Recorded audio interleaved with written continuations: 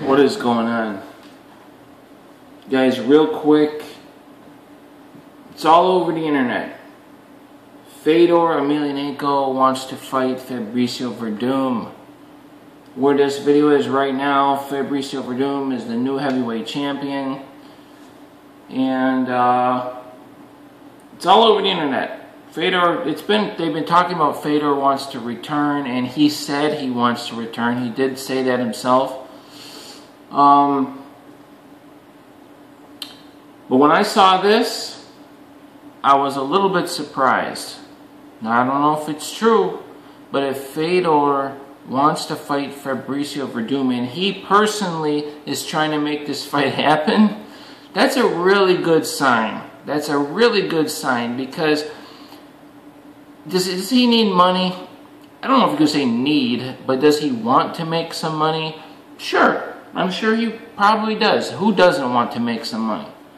He hasn't fought, he hasn't probably had a really good paycheck in a number of years now. I'm sure he's been making money doing other things. But as you guys all know, bills don't stop. They keep rolling. But if Fedor just wanted to make money, he could go to Bellator, he could go somewhere. Is there more money to be made in the UFC? I don't know. But if he is specifically trying to make this fight happen with Werdum, to me that means that he wants a fight that has some meaning to it, that he's motivated. And you know, he's probably been sitting on the outside watching all this kind of go down in the UFC heavyweight division and in the UFC in general. I mean, there's been a lot of changes in the UFC the last couple of years with this stringent drug testing, with the way all this is playing out. It's interesting. It's very interesting. I mean, Fedor's sitting there watching Andrei Arlovski do well. He's watching, you know, Krokop came back and beat Gonzaga. I mean, that was kind of neat. So Fedor's watching all this. There's really no younger guys that are really doing well. And Fabricio Werdum, somebody who Fedor could have beaten. I mean, if they had fought, when he lost, if they had fought 9 more times, Fedor probably would have beat him 9 times.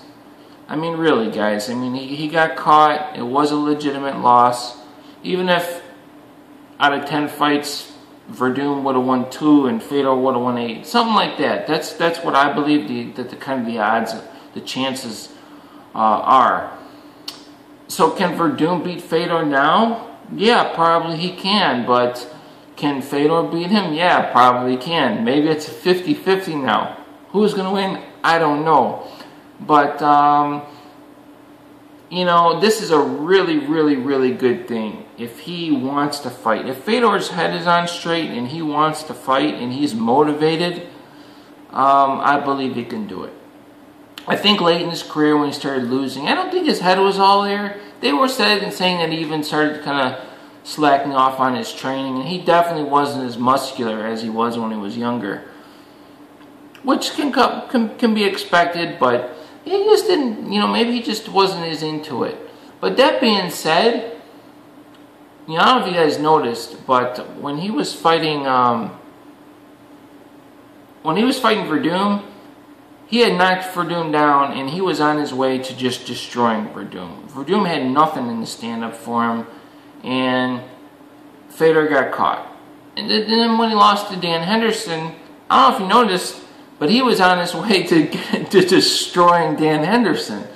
And even Dan Henderson himself said, man, I don't think I've ever been hit that hard. So, you know, maybe things just didn't go his way. Not to mention the whole drug testing thing. I don't believe Fabricio Werdum ever took steroids. I don't think he did, just based on, in his career, he has continually gotten better. Then they placed all this stringent drug testing, and he didn't seem to have a lull in his fighting like everybody else. And I called it on that Henan Barao. How about that? And all this stringent drug testing, all of a sudden the guy's like this. He's like a zombie out there.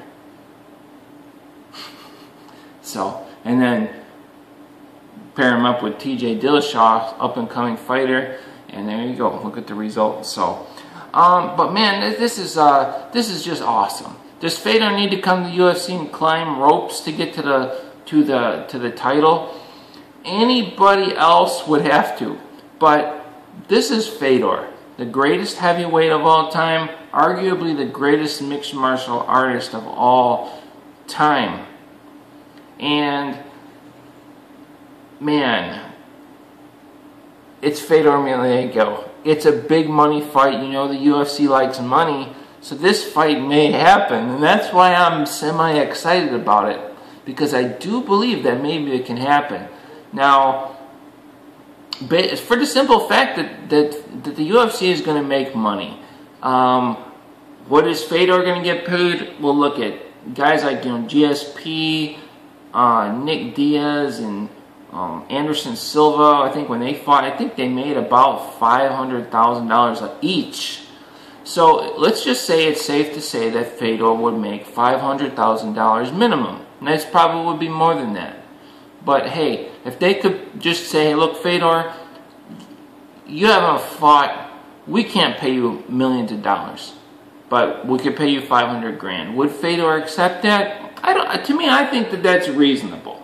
Before, when Fedor was undefeated and this huge star, to demand like literally like $1 million a fight or whatever he was demanding, I don't even know. That was legit.